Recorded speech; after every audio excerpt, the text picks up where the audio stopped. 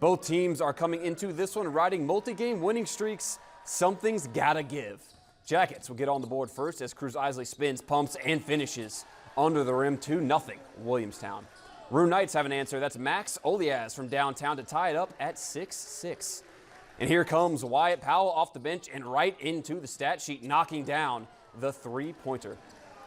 Nico Kuzik attacking, then finding Luke Sancombe for a triple. Wheeling lit it up from distance in this one.